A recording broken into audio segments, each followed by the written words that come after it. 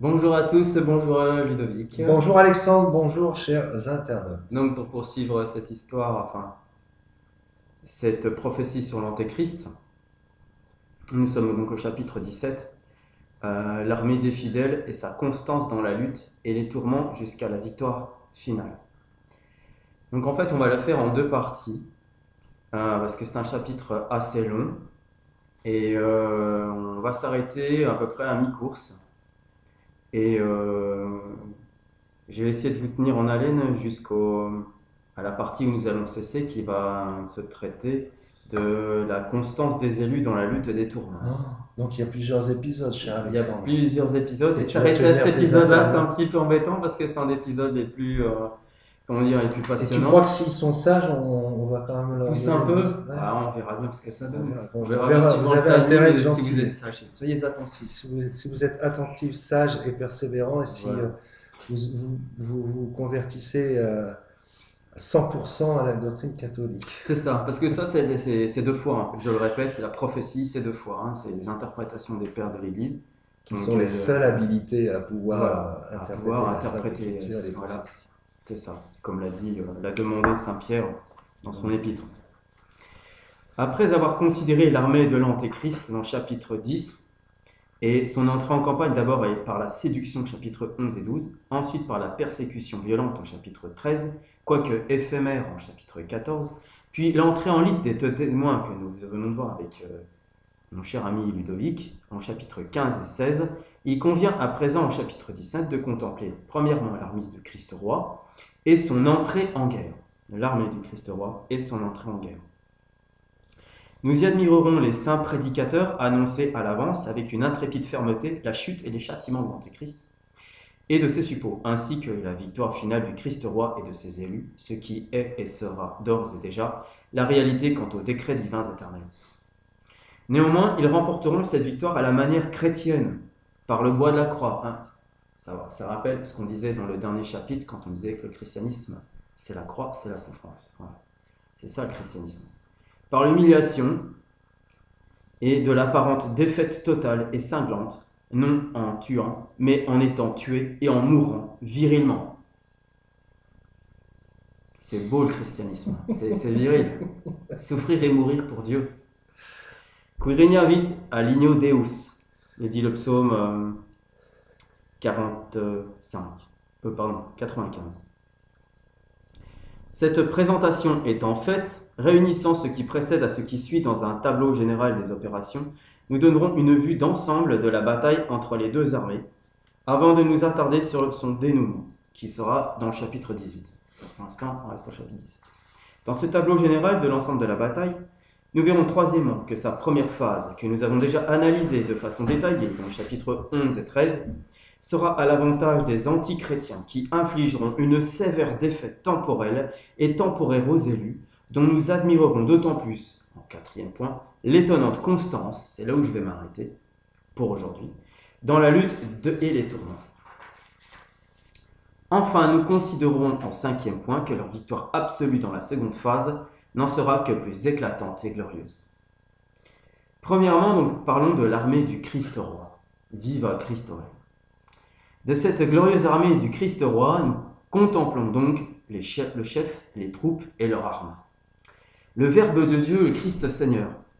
Et je vis le ciel ouvert, et voici un cheval blanc, et celui qui était assis dessus était appelé fidèle et véridique. Nous ne devons de nulle manière estimer que ce chapitre se rapporte à l'avènement du Christ, en lequel il viendra au jugement, mais bientôt plutôt aux élus qui naîtront à la fin du monde. En effet, à l'approche de la fin du monde, le Seigneur viendra avec ses saints pour lutter contre l'Antéchrist et ses ministres. Il est indiqué en ce passage l'objet et le mode de ce qui sera prêché par ses saints. Par le ciel est désigné l'Église, par le cheval blanc, l'homme que le Fils de Dieu a assumé. Et il juge et combat pour la justice. Dieu ne luttera point au jour du jugement contre les impies avec des armes, mais il les brisera et soumettra par sa justice en remettant tous les péchés des impies devant leurs yeux, afin qu'ils sachent que c'est par un très juste jugement de Dieu qu'ils sont damnés. Ses yeux sont comme des flammes de feu, et sur sa tête de multiples diadèmes. Par les yeux du Seigneur est désigné l'Esprit Saint. par les multiples diadèmes, la multitude des saints, ayant un nom écrit que nul ne connaît si ce n'est lui. Les saints de Dieu à la fois connaissent le nom du Christ qui est le Fils de Dieu, et ne le connaissent pas.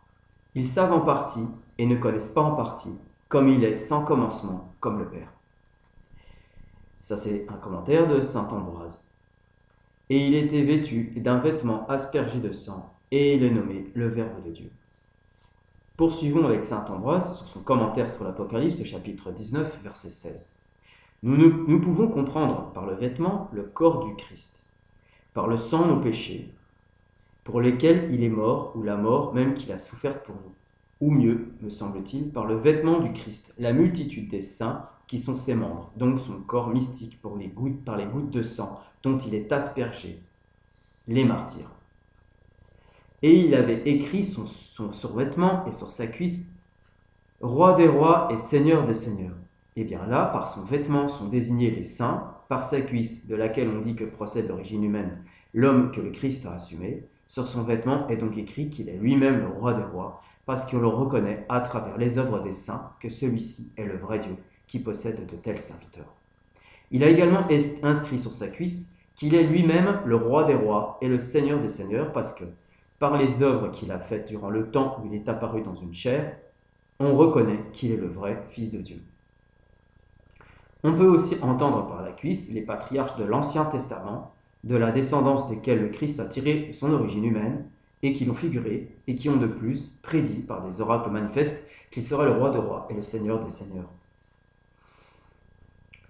Maintenant, voyons l'armée des élus à la fin du monde. C'est dans l'époque à laquelle nous sommes, la fin du monde.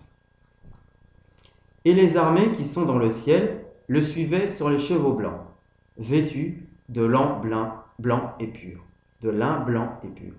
Nous avons dit plus haut, quand ce passage était décrit, la façon dont le Christ sera prêché par les saints à la fin du monde. Il faut donc entendre dans ce passage par le ciel l'Église, par les armées venant du ciel à la suite du Christ, les saints qui naîtront à la fin du monde et combattront contre l'Antéchrist. Par les chevaux, les corps, par les cavaliers, les âmes. Apparaissent donc sur des chevaux blancs ceux qui s'offriront purs et limpides au regard de Dieu, autant que la fragilité humaine le permet. Le lin représente ses justifications ou œuvres de justice des saints, et de sa bouche sortait un glaive à double tranchant affilé. On peut entendre par la bouche du Seigneur les mêmes prédicateurs dont nous avons dit plus haut qu'ils devaient naître à la fin du monde.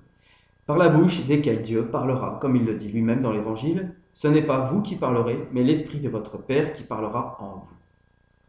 En Matthieu 10, il dit aussi par un prophète, « Si tu sépares ce qui est précieux de ce qui est vil, tu seras comme ma bouche. » Ça, c'est encore saint Ambroise sur l'Apocalypse 19, 14, 15.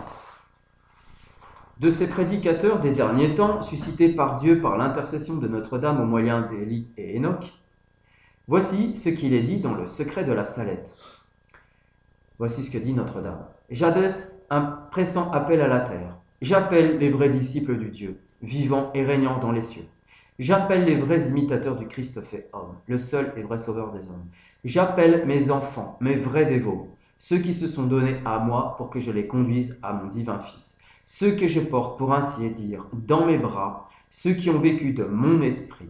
Enfin, j'appelle les apôtres des derniers temps, les fidèles disciples de Jésus-Christ qui ont vécu dans un mépris du monde et de même, dans la pauvreté et dans l'humilité, dans le mépris et dans le silence, dans l'oraison et la mortification, dans la chasteté et dans l'union avec Dieu, dans la souffrance et inconnue du monde.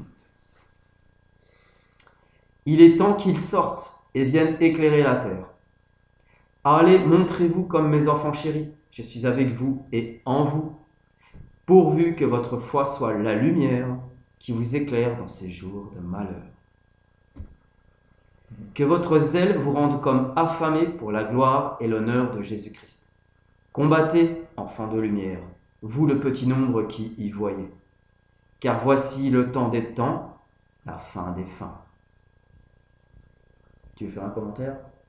Mais ça, c'est magnifique. Et c'est clair. C'est clair, oui, c'est certain. Et c'est tellement contemporain. Ça parle sur tout. Depuis que c'est prononcé, on a l'impression que ça parle tous les jours. Oui. C'est-à-dire que quand elle dit combattez enfants de lumière, voici le temps, la fin. Oui. Est-ce qu'il fallait combattre le lendemain de la réception de ce message? Oui. Est-ce qu'il faut combattre 100 ans après la réception? Oui. Est-ce qu'il faut... Oui, parce qu'elle Donc, dit en fait, voici le temps, la fin des fins. C'est toute une durée. Elle le dit, au moment où elle le dit, c'est que le temps des fins, la fin des fins qui arrive, qui est là, quoi. Puisqu'elle le dit voici. C'est vraiment la mère de l'humanité, c'est la Vierge Marie. Ah oui. Mes enfants. Mes enfants. Je suis en vous, elle dit. Hein. C'est fort. Hein. En vous, avec vous et en vous. Pourvu que votre foi soit la lumière. Pourvu que, sous condition, que nous ayons la bonne foi, la foi catholique authentique. Pas la moderniste. Pas la... pas ceux qui sont séparés de l'Église catholique, quoi. En gros, et on va résumer ça globalement.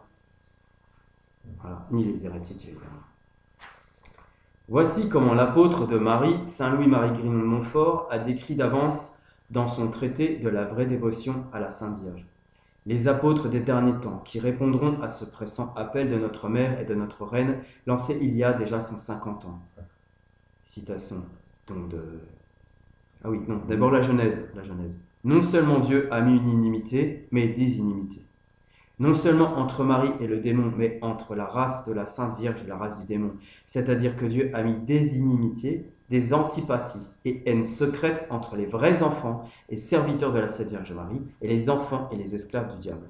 Et ils ne s'aiment point mutuellement et n'ont point de correspondance intérieure les uns avec les autres. Voilà donc ce que nous dit maintenant Cornelius à Lapidé. Les enfants de Bélial, les esclaves de Satan, les amis du monde, car c'est la même chose, ont toujours persécuté jusqu'ici et persécuteront, plus que jamais, ceux et celles qui appartiennent à la très sainte Vierge. Comme autrefois, Caïn persécuta Abel et Ésaü son frère Jacob, qui sont les figures des réprouvés et des prédestinés. Mais l'humble Marie aura toujours la victoire sur cet orgueilleux, et si grande, la victoire, qu'elle ira jusqu'à lui écraser la tête où réside son orgueil. Elle découvrira toujours sa malice de serpent. Elle éventera ses mines infernales. Elle dissipera ses conseils diaboliques et garantira jusqu'à la fin des temps ses fidèles serviteurs de sa pâte cruelle. Mais le pouvoir de Marie sur tous les diables éclatera particulièrement dans les derniers temps, où Satan mettra des embûches à son talon, c'est-à-dire à ses humbles esclaves et à ses pauvres enfants, qu'elle suscitera pour lui faire la guerre. Ils seront petits et pauvres selon le monde, et abaissés devant tous comme le talon l'est à l'égard des autres membres du corps. Mais en échange, ils seront riches en grâce de Dieu, que Marie leur distribuera abondamment, grands et relevés en sainteté devant Dieu, supérieurs à toute créature par leurs ailes animées, et si fortement appuyés du secours divin, qu'avec l'humilité de tout talon, en union de Marie, ils écraseront la tête du diable et feront triompher Jésus-Christ. Et là, je ne peux pas m'empêcher de m'adresser à tous mes frères catholiques dans la foi, comme à toi et comme à ceux aussi, qui n'ont plus de chapelle, qui n'ont plus de sacrement où adorer, qui sanctifient leur dimanche chez eux, parce qu'ils s'aperçoivent que nous sommes entourés d'hérétiques, de schismatiques, d'apostats, et qui vivent leur foi catholique chez eux, et qui la professent ouvertement dans leur travail, qui la professent ouvertement chez leurs amis, avec ceux qui connaissent autour d'eux. Courage et espérance, les amis. Courage et espérance, les amis. Et bienvenue aussi aux nouveaux qui ont découvert le poteau rose, comme on dit, et qui ont découvert par la grâce du Saint-Esprit, parce qu'il n'y a qu'à la Sainte Trinité qu'on doit rendre louange, et à la très Sainte Vierge Marie, d'avoir réussi, enfin, en tout cas entamé une sainte conversion. Et puis, n'ayez pas peur de perdre les faux amis. Hein. Ça, oui. Parce que de confesser publiquement sa foi, ça fait l'effet d'une table rase. Bon, bah, ça fait partie du lot. Hein. C'est ça. Donc, vous savez très pertinemment que pour ceux qui vont confesser leur foi catholique à des gens qui sont des fétus de paille, qu'ils verront très bien, ils jugeront l'arbre à leurs fruits, et puis c'est que de toute façon, leur destin n'était pas lié à ces gens-là. C'est ça. Donc ça, je parle en connaissance de cause. La vérité isole, ça fait partie du chemin. Et puis la Providence redistribue les dés au moment où elle l'a décidé. Et ça vient comme ça vient. Voilà, il ne faut pas avoir peur de traverser le désert. Ça, C'est bon le ça désert. permet aussi de reconfigurer son noyau social, si on peut encore évoquer ce nom-là concernant les élus dont parle la Vierge Marie. Il paraît qu'à la fin des temps, tous les catholiques se connaîtront par leur nom. Voilà, c'est peut-être une expression pour signifier qu'ils ne seront pas nombreux, mais ils se sont tous plus ou moins connus, même s'ils sont géographiquement éloignés. C'est ça. C'est un peu, c'est ce qu'on voit aussi avec Internet, hein. Il y a des gens qui font des très belles choses, mais on se contacte, mais on peut habiter à des centaines de kilomètres de distance, mais pour autant on partage le même étendard. Oui. Oui. Tu poursuis. Mais qui seront ces serviteurs, esclaves et enfants de Marie? Ce seront un feu brûlant, ministres du Seigneur qui mettront le feu de l'amour divin partout. Ce seront sicut sagite in manu potentis, comme dit le psaume 136, 4. Des flèches aiguës dans la main de la puissante Marie pour percer ses ennemis. Ce seront des enfants de Lévi bien purifiés par le feu des grandes tribulations et bien collés à Dieu, qui porteront l'or de l'amour dans le cœur, l'encens de l'oraison dans l'esprit, et la myrrhe de la mortification dans le corps, et qui seront partout la bonne odeur de Jésus-Christ aux pauvres et aux petits, tandis qu'ils seront une odeur de mort aux grands, aux riches et aux orgueilleux mondains. Ce seront des nuées étonnantes, et volantes par les airs, au moindre souffle de Saint-Esprit, qui, sans s'attacher à rien, ni s'étonner de rien, répandront la pluie de la parole de Dieu et de la vie éternelle. Ils tonneront contre le péché, ils gronderont contre le monde, ils frapperont le diable et ses suppôts, ils perceront d'outre en outre pour la vie ou pour la mort, avec leurs glaives à deux tranchants de la parole de Dieu, tous ceux auxquels ils seront envoyés de la part du Très-Haut. Ce seront des apôtres véritables des derniers temps, à qui le Seigneur des vertus donnera la parole et la force pour opérer les merveilles et remporter des dépouilles glorieuses sur ses ennemis. S'ils dormiront sans or ni argent, et qui plus est sans soin au milieu des autres prêtres ecclésiastiques et clercs, intermedios cleros, et cependant auront les ailes argentées de la colombe pour aller, avec la pure intention de la gloire de Dieu et du salut des âmes, où le Saint-Esprit les appellera. Ils ne laisseront après eux, dans les lieux où ils auront prêché, que l'or de la charité, qui est l'accomplissement de toute la loi. L'or de la charité. Enfin, nous savons que ce seront de vrais disciples de Jésus-Christ, marchant sur les traces de sa pauvreté, de son humilité, du mépris du monde et de la charité, enseignant la voie étroite du Dieu dans la pure vérité, selon le saint évangile et non selon les maximes du monde, sans se mettre en peine ni faire acception de personne, c'est ce que tu disais, se détacher des personnes, sans épargner, ni écouter, ni craindre aucun mortel, quelque puissant qu'il soit.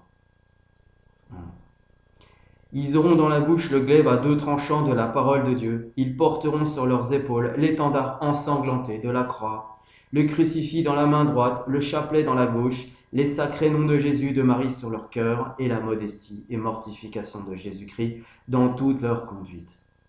Voilà de grands hommes qui viendront, mais que Marie fera par ordre du Très-Haut, pour étendre son empire sur celui des impies, idolâtres et mahométans.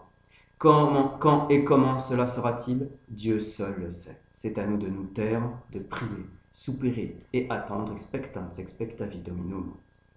Voilà la fin de cette prophétie de Saint Louis-Marie Grignon de Montfort. Je me suis trompé au début, j'ai dit Cornelius et lapidé. Saint Louis-Marie aussi. Cornelius a été cité par Saint Louis-Marie Grignon de Montfort, par contre, dedans. Voilà. On retrouve bien ici ces traces, ces vrais disciples, à quoi on les reconnaîtront: pauvreté, humilité, mépris du monde et charité. Il est comme une figure des deux témoins, Enoch et Élie, de la manière dont ils seront accoutrés et de la manière aussi dont ils vont prêcher. Voilà. De toute façon, il n'y a qu'une église et qu'une unité, quoi, basée autour de la croix. Voilà. Je ne sais plus quel saint, j'ai lu ça quelque part, disait la croix, voilà les deux branches de la croix. Humiliation et souffrance. Voilà les deux branches de la croix. Le glaive de la parole de Dieu frappant les impies de la mort éternelle. Et de sa bouche sortait un glaive à double tranchant affilé. Par le glaive, nous devons entendre la divine écriture, comme le dit l'apôtre Paul. Le glaive de l'esprit qui est la parole de Dieu. Il est dit aiguisé parce que la divine écriture est très tranchante et propre à couper les vis, à double tranchant en raison des livres de l'Ancien et du Nouveau Testament. D'où ce qui suit, afin d'en frapper les nations. Le Christ frappe les nations de son glaive quand il détruit les erreurs des hommes infidèles par la doctrine de ses saints. Et c'est lui qui régira les nations avec une verge de fer. Par la verge de fer, nous avons dit qu'est désigné l'Évangile. Le Christ gouvernera donc les nations avec une verge de fer, quand par la doctrine des saints, il convertira à la foi en lui les Juifs et défendra les élus contre les erreurs de l'Antéchrist. Et c'est lui qui foulera au pressoir du vin de la fureur de la colère de Dieu. Quand Isaïe traite de la passion, il fait parler du Seigneur, disant « J'étais seul à fouler au pressoir, et nul homme entre les nations n'était avec moi. » Mais là, le pressoir désignait la croix du Seigneur, tandis qu'ici, il ne signifie pas la croix, mais le lieu de tourment, en lequel seront projetés les impies, ayant la même signification que la fosse plus haut. Et le foulement aux pieds désigne aussi ici l'immersion ultime des impies en enfer. Quant au vin de la fureur de la colère de Dieu, il désigne la condamnation ultime qui frappera les impies au jour du jugement. Saint Ambroise sur l'Apocalypse 19:15. Entrée en guerre de l'armée du Christ roi. Voilà, on rentre en guerre.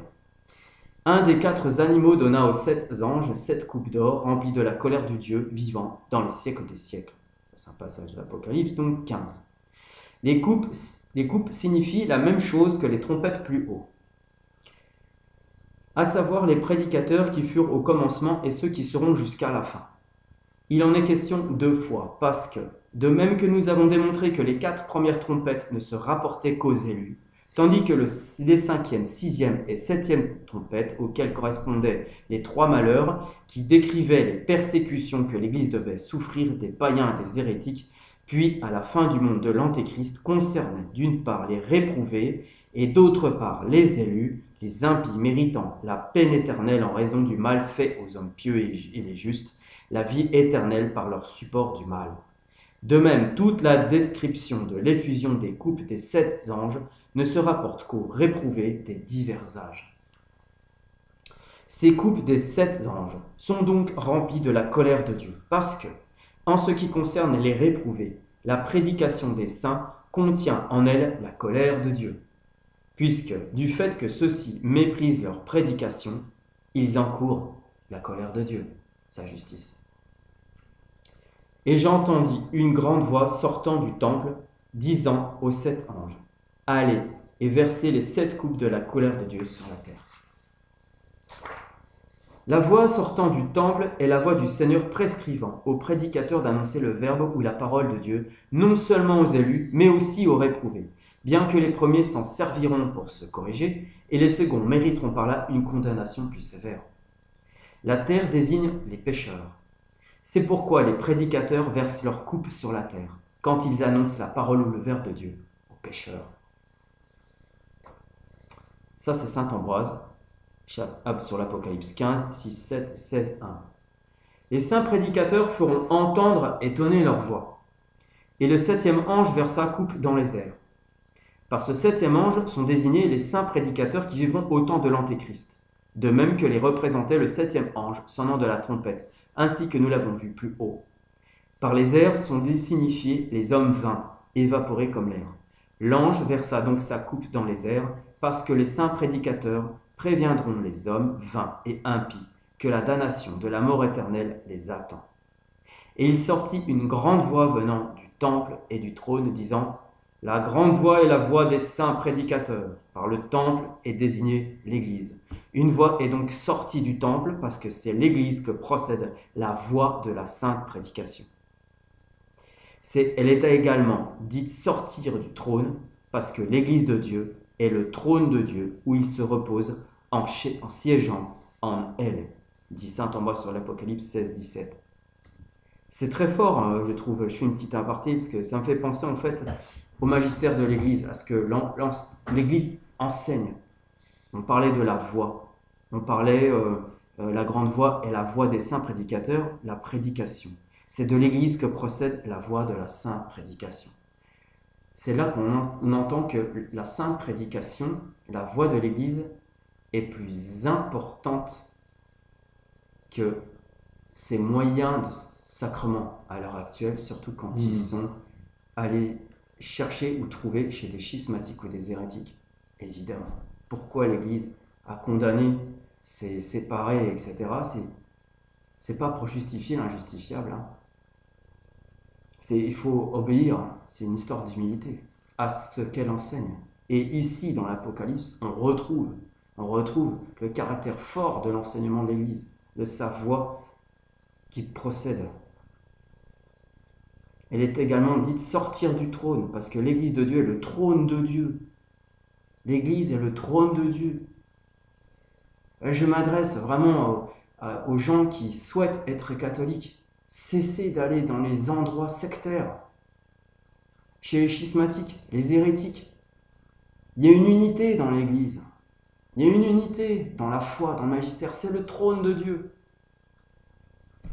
C'est avec charité vraiment que je vous encourage à bien tout voir, ne pas avoir une vision étriquée des choses.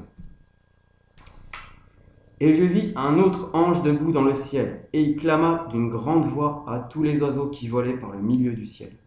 Cet ange signifie les prédicateurs qui vivront à la fin du monde, qui ont été aussi désignés un peu plus haut par des cavaliers. Par le soleil, nous devons entendre le Christ. L'ange se tenait donc debout dans le soleil, parce que les saints prédicateurs seront si fortement ancrés dans le Christ que nulle persécution ne pourra les détacher de lui. Par les oiseaux sont désignés tous les fidèles qui vivront en ce temps. Ils volaient par le milieu du ciel, parce que, quoique situés sur terre, ils habiteront dans les cieux en esprit. On peut aussi entendre par le ciel l'Église. Eh oui, le ciel, c'est l'Église. Les saints volaient au milieu du ciel parce que, ayant deux ailes, à savoir les deux préceptes de la charité, ils volent de tous côtés, imposant la miséricorde à certains, ramenant d'autres de l'iniquité, nous dit toujours saint Ambroise. Ils annonceront avec force la proximité de la fin du monde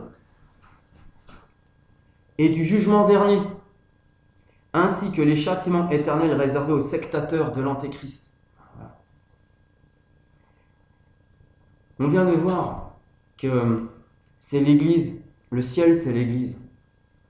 Croyez-vous vraiment, messieurs, dames, que des sectateurs de l'Antéchrist, des gens qui vont aussi dans une secte, qui croient que c'est l'Église catholique et que ça n'est pas, c'est donc une secte, c'est la synagogue de Satan, croyez-vous qu'est-ce que ces sectes-là sont au ciel? Bien non, messieurs, dames. Il faut avoir peur quand même du châtiment éternel. Ce que dit cette voix est indiqué à la suite, c'est fait. En d'autres termes, la fin du monde approche, en laquelle toutes les choses qui ont été prédites par Dieu et par les saints seront accomplies. C'est ce que tu disais tout à l'heure. Ouais. C'est beau cet accomplissement quelque part, et c'est terrifiant en même temps. C'est ce qu'on disait. Fidèle à cet accomplissement. Le bon Dieu fidèle à cet accomplissement. Venez, rassemblez-vous pour le grand festin du Dieu Tout-Puissant, afin de manger la chair des rois, et la chair des tribuns, et la chair des forts, et la chair des chevaux, et de ceux qui sont assis dessus, et la chair des hommes libres et des esclaves, des petits et des grands. Saint Ambroise toujours. Ceux qui sont désignés par les rois et les princes, les hommes libres, les esclaves et les autres, le sont aussi par les chevaux et ceux qui les montent, à savoir les princes de la terre et les peuples qui leur sont soumis. Le festin de Dieu, qu'est-il d'autre que l'extermination des impies ? Les justes mangeront les chairs des impies quand ils obtiendront vengeance des malheurs que ceux-ci leur auront faits. Si ça ne pousse pas à la conversion. Et parce que les justes, en considérant les peines des impies, progressent dans les bonnes œuvres, comme le dit le psalmiste, le juste se réjouira quand il verra la vindicte sur les impies, et il lavera ses mains dans le sang du pécheur. Le second malheur est passé, et voici que le troisième malheur arrivera sous peu. Le troisième malheur se rapporte au mot, au malheur, que le diable doit opérer par l'Antéchrist et au jour du jugement. Et comme il a dit que l'ange qu'il a vu plus haut se tenir au-dessus de la mer et de la terre a juré par celui qui vit éternellement que quand la trompette commencera à sonner au jour du septième ange, le mystère que Dieu a annoncé par ses serviteurs les prophètes sera consommé. Il a voulu traiter brièvement du jour du jugement et revenir ensuite à la narration des malheurs de l'Antéchrist. Si nous analysons avec attention, nous verrons qu'il a traité cela avec ordre. Nous savons en effet que les saints prédicateurs qui naîtront à la fin du monde prêcheront que le jour du Seigneur est proche, afin que ceux qui n'auront pu être ramenés dans la voie de la vérité par des exhortations soient du moins ramenés à la pénitence par ces annonces terrifiantes. Et comme avant les persécutions de l'Antéchrist, le jour du jugement commencera à être prêché, Saint Jean a voulu traiter de ce même jour du jugement avant de venir à la narration des persécutions de cet Antéchrist. Je vous invite à vous procurer dans la bibliothèque, à la librairie de la Bézins, son livre sur le jugement dernier de la parousie. Et le septième ange sonna de la trompette. Comme nous l'avons dit, ce sont les saints prédicateurs qui naîtront à la fin du monde qui sont désignés par les septièmes anges. Ils sonneront de la trompette quand ils annonceront le vers de Dieu. Il se fit entendre de grandes voix dans le ciel disant, on peut entendre par le ciel ici l'Église, par les grandes voix les paroles des saints qui, à l'avènement du Seigneur, venant au jugement, exulteront, conformément à ce que dit le Seigneur dans l'Évangile. Regardez et relevez la tête, car votre rédemption approche. Et le troisième ange les suivit, disant à haute voix, si quelqu'un adore la bête et son image, et reçoit son caractère sur le front ou dans la main, celui-là recevra du vin de la colère de Dieu, qui est préparé sans mélange dans son calice. Attention, l'expérimentation vaccinale n'est qu'une étape pour aller à la puce qui la marque de la bête, quoi. Avis à la population. N'allez pas vous faire picouser, ne rentrez pas dans ce système. Sinon, c'est la colère de Dieu qui s'abattra sur vous. C'est pas seulement où je me suis trompé.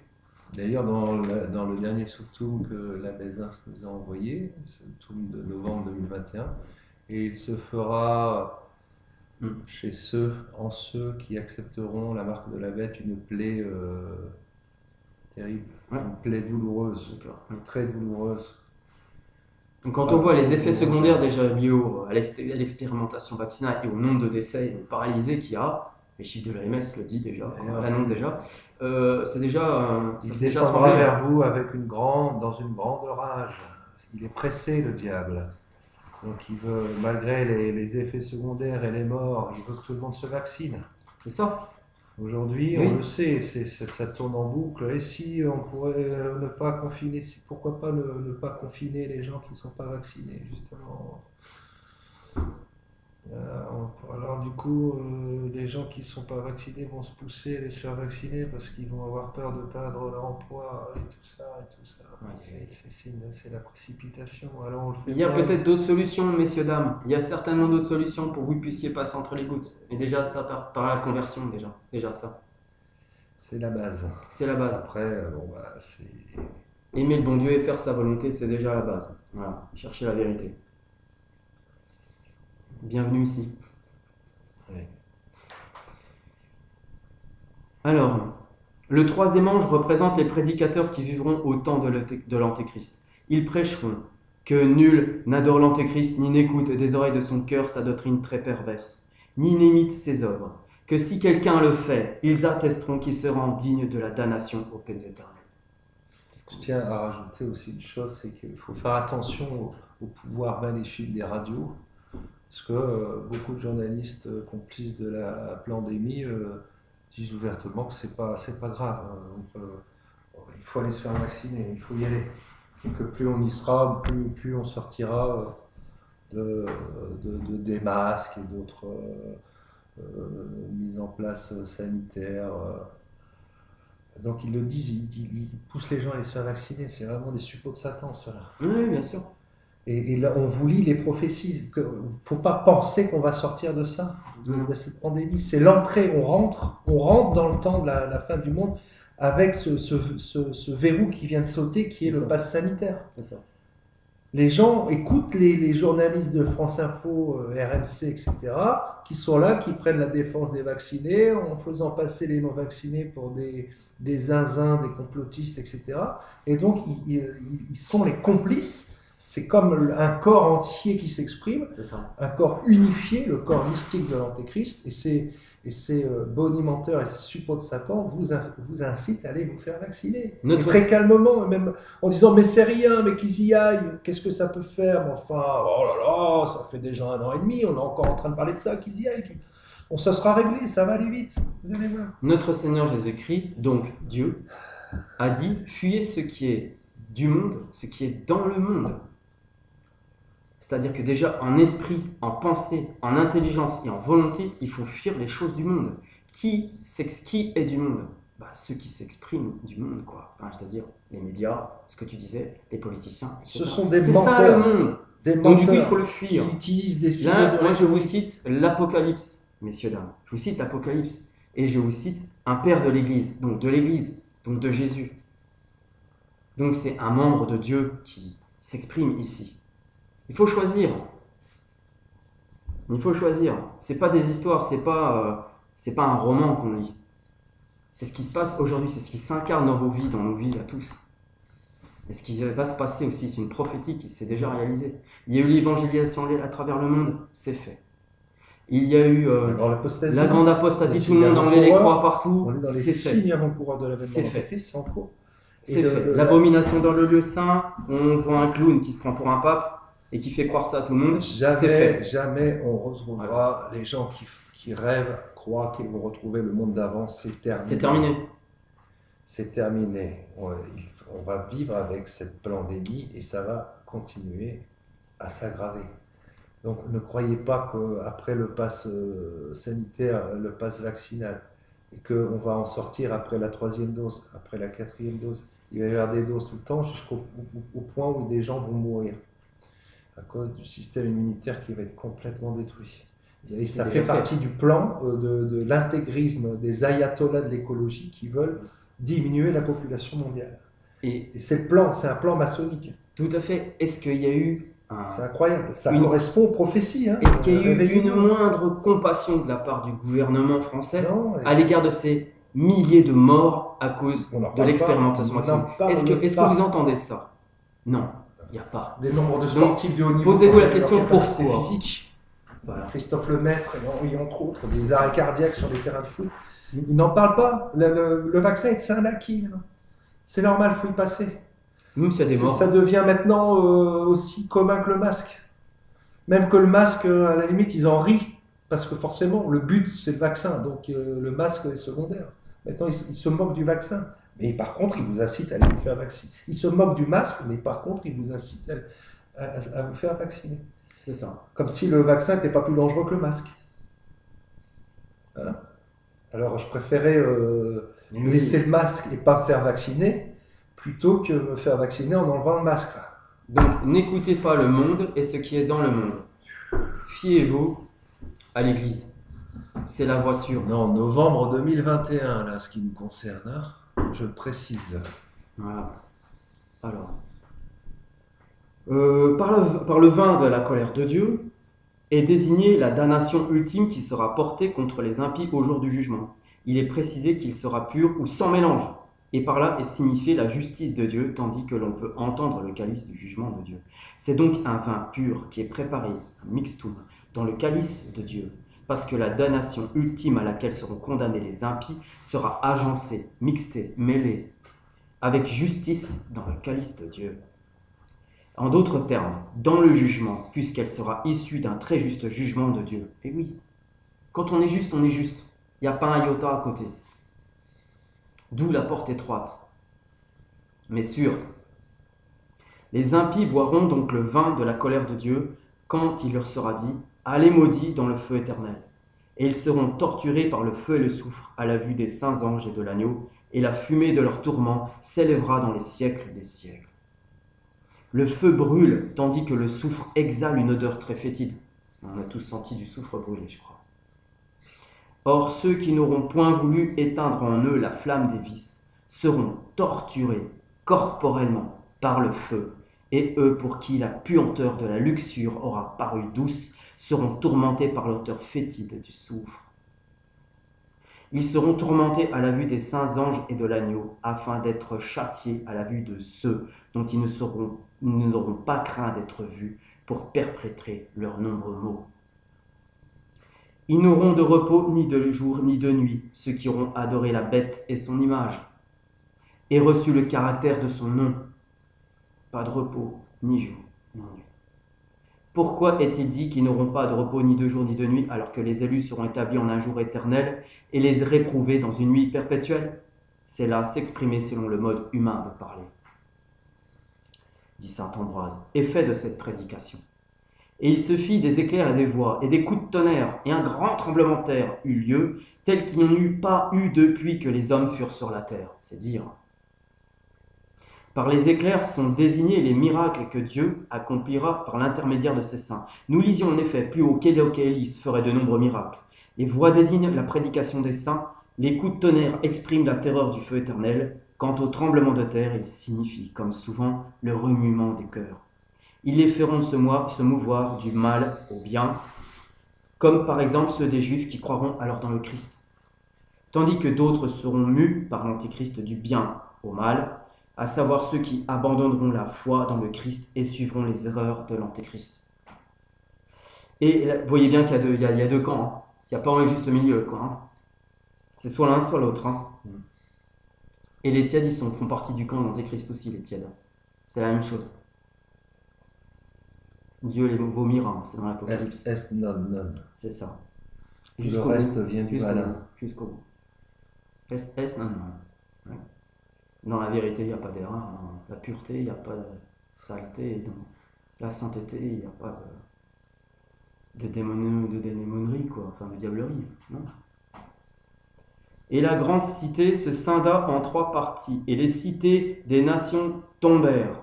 La grande cité est la cité du diable, à savoir toute la multitude des réprouvés. Par les 3 parties en lesquelles elle est divisée sont désignés les Juifs, qui n'auront point voulu croire au Christ, les païens et les faux chrétiens. Les tièdes, quoi, je pense. On verra ça plus tard. Quant au fait qu'il soit dit que les cités des nations tomberont, cela se rapporte au jour du jugement. Les cités des nations tomberont alors quand, par le feu qui précédera la face du Seigneur, venant pour le jugement, seront anéanties toutes les nations. Comme le dit le psalmiste, un feu s'avancera devant lui et il enflammera tous ses ennemis de tous côtés, dit saint Ambroise. Saint Ambroise toujours. Et Babylone vient en mémoire devant Dieu pour lui donner le calice du vin de l'indignation de sa colère, dit l'Apocalypse. Commentaire de saint Ambroise. Comment Babylone put-elle être dite revenir à la mémoire de Dieu, à la mémoire de qui rien ne peut venir ni sortir, et en présence de qui se trouvent tant les choses présentes et passées que les futures? C'est que mémoire est mis ici à la place de temps. Babylone reviendra donc en mémoire devant Dieu, quand viendra le temps en lequel il a statué de juger le monde et de rendre à chacun selon ses œuvres.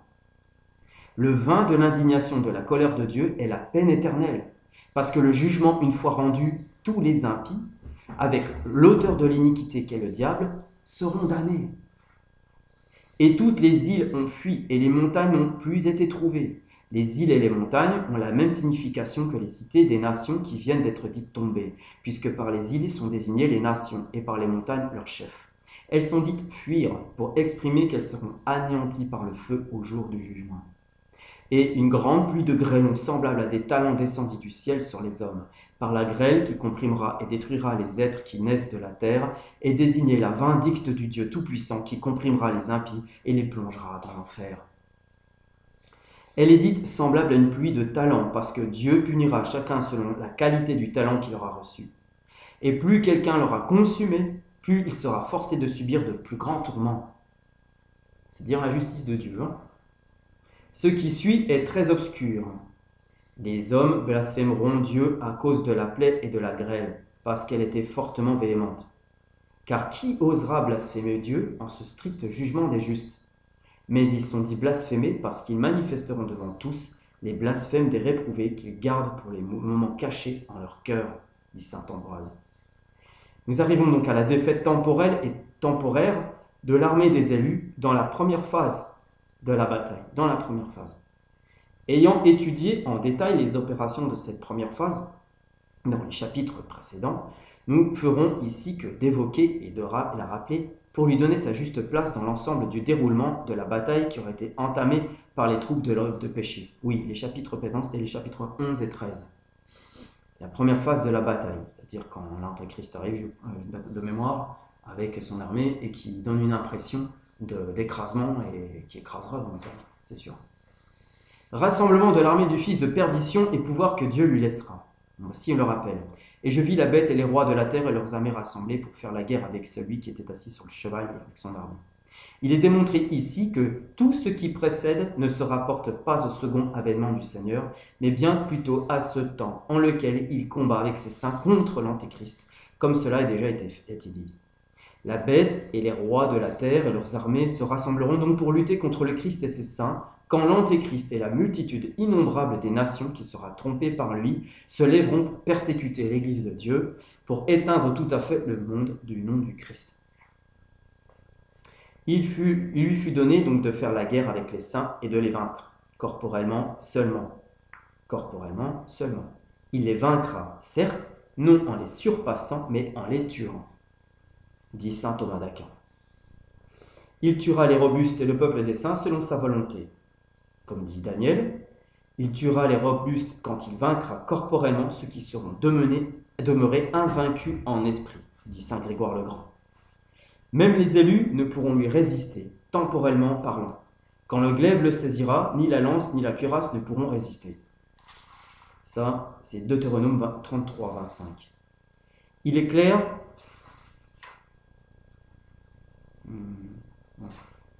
Il est clair pour tous qu'une lance sert à frapper un adversaire, tandis que la cuirasse sert à s'en protéger. Par la lance, nous infligeons des blessures, par la cuirasse, nous nous couvrons afin de n'être point blessés. Qu'est donc désigné par la lance, sinon le trait de la prédication? Et par la cuirasse, si ce n'est la force de la patience. Le Léviathan est donc dit saisi par la colère, parce qu'au travers de cet homme damné qu'il meurt, il est emporté à toutes sortes de cruauté en sa colère. Il montrera alors en effet à quel point il peut nuire par l'immensité de sa force. Aussi, ni la lance ni la cuirasse ne pourront résister, parce que lors de la venue de l'Antéchrist, il apparaîtra d'une telle puissance que, s'il manque le secours surnaturel, le fer de lance des prédicateurs s'émoussera, et la longanimité des patients sera brisée. En effet, si la grâce surnaturelle ne consolide point la vie des justes, la lance ne résiste point parce que la force des prédicateurs est brisée, et la cuirasse ne résiste point parce que la patience des constants, une fois enfoncée, est transpercée. C'est pourquoi il est ajouté, car il tiendra le fer pour de la paille et l'airain comme un bois vermoulu. Ce qui était signifié plus haut par la lance l'est ici par le fer, et ce qui était désigné par la cuirasse l'est par l'airain. Le fer est en effet aiguisé pour blesser un adversaire, et l'airain n'est endommagé par pratiquement aucune forme de rouille. Par conséquent, ce sont les traits de la prédication que désigne le fer, et la constance et de la longanimité que signifie l'airain. D'où le fait que, sous la figure d'Azer, il soit dit par Moïse au sujet de la Sainte Église, ses chaussures sont de fer et d'airain. Or, dans la Sainte Écriture, la chaussure sert à indiquer la protection de la prédication, ainsi qu'il est écrit « les pieds saints de chaussures, prêts à annoncer l'évangile de paix », comme le dit Saint Paul aux Éphésiens en 6,16. Comme la vigueur est exprimée par le fer et la persévérance par l'airain, ces chaussures sont dites de fer et d'airain parce que sa prédication est munie de vivacité et de constance. Par le fer, elle traverse les obstacles des maux, par l'airain, elle accomplit avec longanimité les bonnes œuvres qu'elle était proposée. Et Moïse insinue ouvertement sa persévérance en ce même passage en disant « Comme les jours de sa jeunesse, ainsi sera sa vieillesse ». Néanmoins, quand ce Léviathan aura saisi le glaive que les saintes écritures nomment l'Antéchrist pour l'exercice de sa cruauté, il tiendra le fer pour de la paille et l'airain pour du bois vermoulu, parce que, à moins du secours de la grâce divine, il consumera les forces des prédicateurs comme de la paille par le feu de sa malice et réduira en poudre comme du bois vermoulu la constance de ses patients. Ainsi donc, la dureté du fer et la force de l'airain ne résistent point par le fait qu'en raison de la violence de sa force, L'intelligence de la prédication est émoussée et la longanimité de la patience est dissipée, comme le dit saint Grégoire le Grand. Par conséquent, si le secours divin nous soutient, ses élus, que feront les faibles? Eh oui, si les forts sont tenus pour de la paille. Que fera donc ce Léviathan de la paille, s'il estime le fer comme de la paille? Comment traitera-t-il le bois vermoulu s'il dissout la force de l'airain comme du bois vermoulu? Pourtant, ô combien nombreux qui estimaient leur force ferme comme le fer ou l'airain, se révéleront alors dans ce feu de la tribulation être de la paille. Et combien nombreux qui craignaient être de la paille en raison de leur propre faiblesse, soutenus par l'assistance divine, acquéreront la solidité du fer et de l'airain, de telle sorte qu'ils soient d'autant plus forts en Dieu contre son adversaire, qu'ils se seront souvenus davantage combien ils sont faibles par eux-mêmes. L'humilité. C'est le rempart et la base du chrétien, l'humilité. Toutefois, ça c'est saint Grégoire le Grand donc, toutefois si certains imitent la déchéance momentanée de Pierre après sa jactance assurée, qu'ils suivent encore sa repentance instantanée et ne se laissent point aller au désespoir de Judas. Ou encore que tels de nouveaux saints Castus et Émilien, qui d'abord vaincus par les tourments, se reprirent publiquement et confessèrent la foi jusqu'à la mort, ou de nouveau saint Jacques, qui, repris de son reniement par sa mère et son épouse, se ressaisit et confessa la foi jusqu'au martyre, ou encore comme sainte Or, ramené à la foi par l'exemple du martyre de ses deux frères et ensuite martyrisé. Rendus humbles par leur chute, ils se jettent avec confiance en la miséricorde divine, qui ne veut point la mort spirituelle du pécheur, mais qui se convertissent et accèdent à la vie éternelle, et s'appuient désormais sur la grâce de Dieu pour se relever publiquement et ne plus tomber. La miséricorde divine ne veut pas la mort spirituelle du pécheur, mais qu'il se convertisse. Donc ça fait bien écho à ce que l'on disait tout à l'heure sur le trône de Dieu, sur l'Église qui enseigne. Car pour être converti spirituellement, il faut que notre esprit adhère à un enseignement qui soit saint. Et donc qui est l'Église. Constance des élus dans la lutte et dans les tourments. Il reste à peu près une petite 8 minutes, puisque vous avez été sages, j'espère. Et je poursuis un petit peu, parce qu'il est pas mal ce chapitre. Constance des élus dans la lutte et les tourments. Avant même qu'apparaissent Enoch et Élie, avant la persécution violente, les fidèles seront déjà restés constants lors de la persécution larvée, morale et psychologique des précurseurs de l'Antéchrist et de ses suppôts. Les divers états d'âme des chrétiens sont en effet symboliquement décrits au début du chapitre 11 de l'Apocalypse, concernant l'intervention des deux témoins, puis le fruit du secours moral qu'Enoch et Élie apporteront aux fidèles, est mentionné au chapitre suivant, comme nous allons le voir. Divers états d'âme des chrétiens au moment de l'avènement de l'Antéchrist. Un roseau semblable à une verge me fut donné, et l'on me dit « Lève-toi, mesure le temple de Dieu et l'autel, et ceux qui adorent. Quant à l'atrium ou parvis, qui est à l'extérieur du temple, jette-le dehors et ne le mesure pas, car il a été donné aux païens, et ils fouleront aux pieds la cité sainte pendant 42 mois. » Dit l'Apocalypse 11, 1, 2. Ce roseau n'est pas un roseau à écrire, dit Cornelius à Lapidé, mais un instrument de mesure, une verge faite pour mesurer le temple, à savoir la croix par laquelle le Christ mesure et construit son Église. Or, ce temple, ancien des Juifs, figure de l'Église, avait deux parties. L'une qui était réservée aux seuls prêtres et lévites, qui commençaient au parvis des prêtres ou parvis intérieur, lesquels donnaient accès sur le saint, par lequel on atteignait le saint des saints. L'autre partie était le parvis extérieur, qui était comme le temple des laïcs. La première partie était nommée le temple de Dieu, car il s'y trouvait l'autel des holocaustes dans le parvis intérieur, dans le saint, l'autel des parfums où on offrait l'encens, tandis qu'on offrait sur l'autre des victimes. Quant à ceux qui adoraient, c'étaient les prêtres et les lévites. Ainsi donc, par cette première partie du temple, et ceux qui adorent sont représentés, selon le sens symbolique, les fidèles qui, au temps de l'Antéchrist, seront les meilleurs, les plus religieux, les plus unis à Dieu et les plus fermes à lui rendre le culte qui lui est dû. Il est ordonné à saint Jean de mesurer, c'est-à-dire de dénombrer ceux-ci, car eux ne céderont point à l'Antéchrist, mais persévéreront dans la foi jusqu'à la fin et seront donc comptés dans la gloire parmi les élus. Si vous êtes parmi ceux-là, restez-y. Parmi le fait que le parvis extérieur ou temple des laïcs était plus éloigné des deux autels, il signifie les chrétiens plus faibles et d'une vie plus légère, et par conséquent plus éloignés de Dieu. Ceux-ci jettent les dehors, c'est-à-dire hors de l'Église. Les chrétiens plus faibles et d'une vie plus légère. Ce qui revient à dire, rejette-les parmi les infidèles et les apostats, car ceux-ci céderont aux païens, autrement dit, à l'antéchrist et à ses suppôts. Ils seront donc indignes d'être comptés parmi les fidèles. Et oui. Les boucs d'avec les brebis, hein. C'est pas. Pour ceux qui n'appartiennent qu'extérieurement à l'Église, comme l'atrium ou par vie extérieure, touchent à la maison sans vraiment en faire partie, qui tout en parlant des simulacres extérieurs de religion, n'acceptent ni la foi ni les lois de l'Église dans leur intégrité, comme les schismatiques et les hérétiques, par exemple. Ah bah voilà, on y vient. Comme font les pécheurs endurcis, les hérétiques, chasse-les, retranche-les de ta communion. Ne discute point avec eux, ne les mesure point, ne tiens aucun compte de leurs prétentions.